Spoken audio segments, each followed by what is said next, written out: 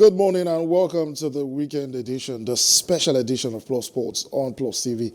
I'm your host. My name is Wale Agbede. Back on your screen for what is a special edition. It's the Christmas edition of the show right here. It's the festive season in the air and there's a lot of celebration ongoing. As it is that we do expect from even the sporting world over the next couple of weeks. It's been an interesting year, fantastic year. From next week, starting on Monday, we'll begin to celebrate all of the biggest sporting stories that we've witnessed this year, starting, of course, with the Africa Cup of Nations in January, where Nigeria participated. Looked good at the start, but eventually fell off by the wayside. We've also seen our athletes put us on the world map, the likes of Tobi Amoson, the likes of Bubi, the likes of Ese Brume, who went on to the World Athletics Championships and the Commonwealth Games in Birmingham to make Nigeria proud, amongst a host of other things. The biggest of them all we saw just end last week Sunday in Qatar with the World Cup. Argentina, La Albe Celeste, becoming world champions for just the third time, the first time since 1986. This and many more, of course, to celebrate as we round off what has been a fantastic year in sport. It almost feels like sports just, went back to 100% after all of the chaos around the lockdown in 2020. And last year almost seemed like a recovery, but this year has been back-to-back action. Anyway, it's going to be back-to-back action this morning right here in the studio as we look forward to the return of league football across Europe. Guys, again, you're welcome to Plus Sports. We'll start off from Old Trafford, where Manchester United coach Erik ten Hag has said that he's aware that his club's excessive spending in the close season transfer window means there's a pressure to secure top four finish this season. United spent more than £200 million to bring in Brazilian duo Anthony and Casemiro from Ajax and Real Madrid, respectively. Argentine World Cup winner Lisandro Martinez and Dutch fullback Tyrell Malacia ahead of the current season. Ten Hag, who took over as coach from Ralf Rangnick, has revamped the squad, looking to turn things around after their worst ever Premier League points haul last season. Manchester United are fifth in the current standings, 3 points off the top four. It remains unclear whether two of their key players will be available as Premier League returns. First choice centre-back pairing, Lisandro Martinez and Rafael Varane.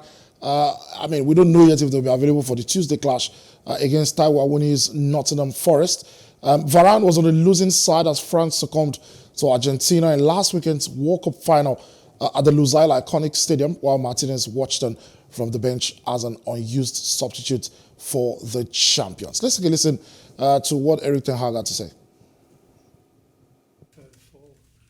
We are aware the competition is tough, but I think it counts for all the 7-8 clubs who are fighting for the top four. For all the one who watch follow the Premier League is great because they will be excited. You have to for every duel to get your points, and what I'm looking at the process, how we performing. And of course, we have to get the results as well. But if the process is right, when we get the right progress, then I think we have a good opportunity and we have a good chance to get into that top four. As you say, I accept it how it is, but I think also for the manager of Chelsea, from Newcastle United, all those clubs invest a lot in their squad, so there will be, for every manager, is a big pressure to get into the Champions League. That's clear. You want to be in the top four, and you want to fight for trophies, and that's our aim. That's clear. For Manchester United, the ambition is clear. We have to get back into the top four. We have to start challenging for titles, and that's why they brought in Ten Hag. They've invested a lot of money in the squad. It's still left to be seen how far they can go when you consider the fact that the likes of Manchester City are sure bankers to make it into the Champions League, if not win the title. Arsenal on top of the league right now. They look pretty comfortable right there as we go into the second half of the season. So it's still left to be seen. It looks like they're going to be battling with the likes of Chelsea and Newcastle, who are in the mix already, and of course Liverpool, who, of course, have won the league title in recent years and have been constant K in the top four. Anyway, talking about defending champions Manchester City, their manager Pep Guardiola has claimed that England midfielder Kalvin Phillips returned from the World Cup overweight and not in the right condition to train. The summer signing from Leeds United had made just 4 substitute appearances this season because of a shoulder injury and was initially ruled out of the World Cup, but eventually made the squad for Gareth Southgate's England squad. While Phillips' England teammates John Stones, Phil Foden and Jack Grealish all made appearances during City's 3-2 League Cup win over Liverpool at the Etihad. The midfielder, who played 40 minutes in 2 substitute appearances for England in Qatar, was a surprise omission from the squad 2 days ago. Manchester City, of course, resumed their Premier League campaign with a trip to Phillips' former side, Leeds, on the 28th of December. Let's take a listen to Pep Guardiola in that press conference yesterday. No, it's not ginger. He arrived with overweight. Yeah, that's what I was going to ask. So why is he overweight? I don't know. But it's the player's responsibility, is what you're saying. No, he didn't arrive in the condition to training sessions and to play. Because the reason I ask, obviously, he's been away at the World Cup. He's been around physios, nutritionists. No. To be fit, right? No. Yeah, absolutely. That's why he cannot play. When he will be ready, he will play, but we need him. We need him a lot. Is that a disappointment to you? Surprise? It's private conversation. All right, so a professional footballer coming back overweight seems quite odd. But in football terms, right, being overweight sometimes can just be going a little bit above of a particular threshold.